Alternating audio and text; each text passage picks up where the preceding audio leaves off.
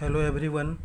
आज मैं direct and bending stress chapter में अगले टॉपिक के बारे में बात करने जा रहा हूँ। उस टॉपिक का नाम है load acting eccentricity of one axis.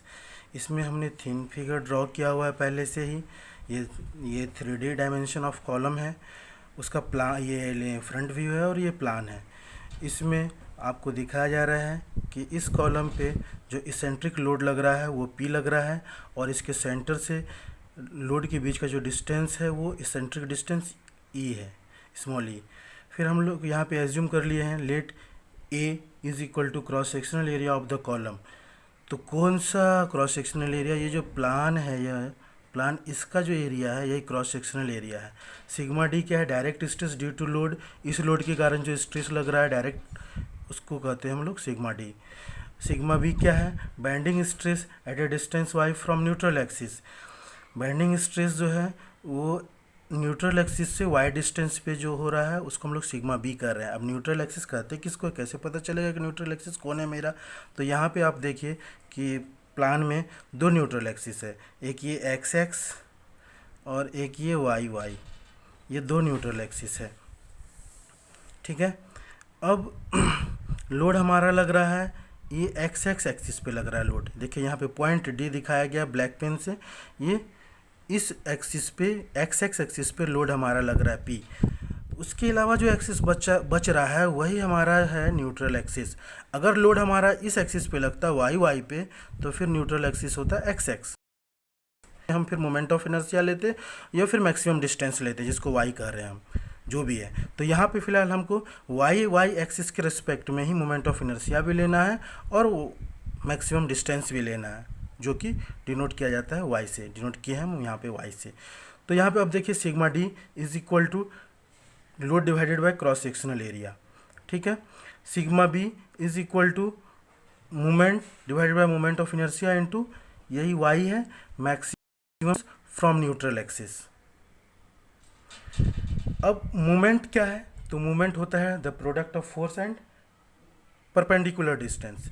तो यहाँ पे हमारा लोड जो एक्सटर्नल लोड है P, इसके कारण जो मोमेंट डेवलप कर रहा है और इसका परपेंडिकुलर डिस्टेंस E है, तो P इंटू ई दिखा दिए हैं। ये Y है मोमेंट ऑफ इनर्शिया, ये I है और ये Y है। अब सिग्मा मैक्स यानी मैक्सिमम स्ट्रेस, तो मैक्सिमम स्ट्रेस किस पॉइंट पे होगा, कहाँ पे होगा, कैसे पता चलेगा हमको? तो हम फिगर से देखेंगे। जहाँ पे लोड लग रहा है, जिस पॉइंट पे लोड लग रहा है उस पॉइंट पे जो हमारा स्ट्रेस होगा वो मैक्सिमम होगा। तो एकदम ध्यान रखना है। क्यों? क्योंकि हम जब लोड जो लग रहा है वो ऑलवेज कॉम्प्रेसिव लोड लग रहा है और कॉम्प्रेसिव लोड को ही हम लोग, एजम्पशन है हमारा कि कॉम्प्रेसिव लोड जो है वो पॉजिटिव लेते हैं, अदरवाइज टेंसाइल होता है उसके अलावा। तो लोड पॉइंट डी पे लग रहा है यानी वाई वाई एक्सिस के राइट साइड लग रहा है। तो इस पॉइंट पे जो हमारा स्ट्रेस होगा सिग्मा मैक्स, बाय डिफ़ॉल्ट इस एक्सिस के लेफ्ट साइड जो होगा वो हमारा सिग्मा मिन होगा। तो sigma max sigma d plus sigma b और sigma min sigma d minus sigma b, ठीक है। ये P by e i into y हम पिछले क्लास में बात कर चुके हैं। कहाँ से आया है बेंडिंग स्ट्रेस? ये बेंडिंग फार्मूले से आया है, क्लियर। अब ये प्लस समझ में आ गई कि प्लस जो है सिग्मा मैक्स, देखिए यहाँ पे हम रिजल्टेंट डिस्ट्रीब्यूशन डायग्राम में भी दिखाए हुए हैं कि ये इसी पॉइंट पे हमारा सिग्मा मैक्स क्यों हो रहा है, इधर क्यों नहीं हो रहा है।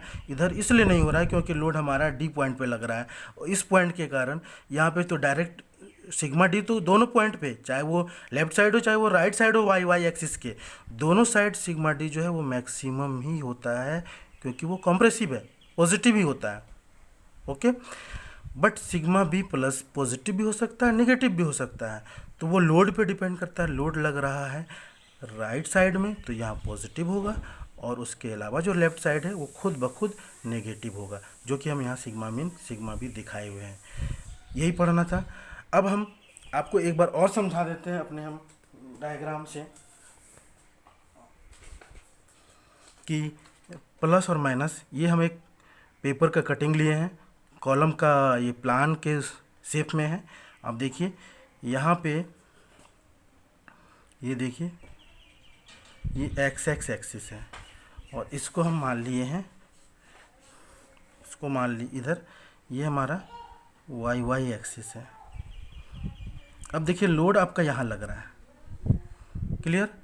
तो आप देखिए थोड़ा सा इसको मैं हवा में दिखा रहा हूँ कि लोड यहाँ पे लग रहा है, ये हमारा ये न्यूट्रल एक्सिस है, लोड यहाँ लग रहा है। जब हम इस पर लोड लगा रहे हैं तो इस एक्सिस के रिस्पेक्ट में देखिए ये टील कर रहा है, तो ये कंप्रेशन हो रहा है और इसके अलावा इधर जो है टेंशन में होगा। तो इसलिए हम इस एक्सिस को मतलब वाई एक्सिस के राइट साइड जो है वो पॉजिटिव होगा और लेफ्ट साइड नेगेटिव होगा। मान लीजिए अगर ये पॉइंट लोड यहाँ लगता, ये पॉइंट लोड यहाँ लगता, ये पॉइंट लोड यहाँ लगता, तो फिर हम इसको इस तरह से हवा में लेते। ये देखिए अब ये इस पॉइंट लोड के कारण ये एक्सिस जो है हमारा वो हो जाएगा न्यूट्रल एक्सिस। तो ये वो एक्स एक्सिस के टॉप साइड में ये कंप्रेशन होगा और इधर जिधर हम पकड़े हुए हैं ये इधर टेंशन होगा। क्लियर? प्लस और माइनस मतलब पॉजिटिव और नेगेटिव क्लियर हो गया? ओके, चलिए अब हम आगे बात करते हैं कि हमारा 3 है रिजल्टेंट स्ट्रेस डिस्ट्रीब्यूशन डायग्राम पे हम बात कर रहे हैं। ठीक है, इसमें 3 केस होता है।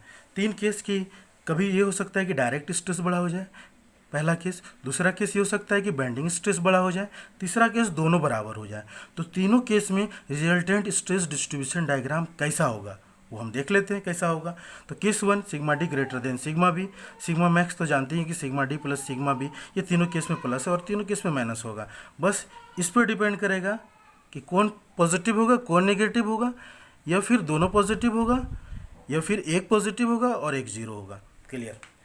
तो पहले हम sigma d greater than sigma b के केस में देख रहे हैं। तो sigma max sigma d plus sigma b है, ये दोनों पॉजिटिव है। मतलब कुछ देर के लिए हम मान लेते हैं कि सिग्मा डी 5 है न्यूमेरिकल वैल्यू से क्योंकि ग्रेटर देन है, और ये सिग्मा डी मान लेते हैं ये 5 है, और सिग्मा बी जो है ये इसको हम 3 मान लेते हैं। कोई दिक्कत? मतलब ये बड़ा है इस एजम्पशन के अकॉर्डिंग और ये छोटा है।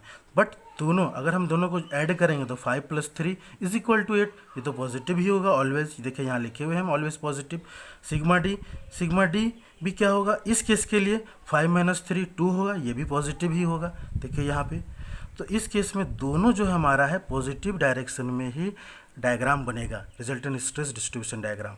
तो हम यहाँ पे दिखा रहे हैं कि बॉटम साइड को हम पॉजिटिव मानते हैं और टॉप साइड को, ये हमारा रेफरेंस प्लेन है, ये वाला रेफरेंस प्लेन है, इसके बॉटम साइड को पॉजिटिव और टॉप साइड को नेगेटिव। तो यहाँ पे दोनों सिग्मा मैक्स भी पॉजिटिव हो रहा है, सिग्मा मीन भी पॉजिटिव हो रहा है, बट एक मैक्सिमम हो रहा है एक मिनिमम हो रहा है। तो ये हमारा रिजल्टेंट स्ट्रेस डिस्ट्रीब्यूशन डायग्राम है केस 1 के लिए। अब केस 2 में चलते हैं। केस 2 में क्या हो रहा है कि बैंडिंग स्ट्रेस बड़ा हो जा रहा है केस 2 में। चलिए देखिए यहाँ पे फिर वही चीज़ है कि सिग्मा मैक्स में कोई फ़र्क नहीं पड़ेगा, चाहे सिग्मा बी बड़ा हो चाहे सिग्मा डी बड़ा हो, ठीक है, चाहे दोनों बराबर हो क्योंकि पॉजिटिव ही होगा ऑलवेज। तो ये पॉजिटिव हो गया। सिग्मा मीन में यहाँ फ़र्क पड़ जाएगा क्योंकि सिग्मा बी बड़ा है और ये नेगेटिव साइन वाला है। जब ये बड़ा हो जाएगा, मान लीजिए हम 5 और 3 माने थे ना, सिग्मा डी 5 माने थे और सिग्मा बी 3, तो यहाँ पे देखिए क्या हो रहा है, अब उल्टा हो जा रहा है। तो ये हो जाएगा हमारा सिग्मा डी 3 सिग्मा बी 5।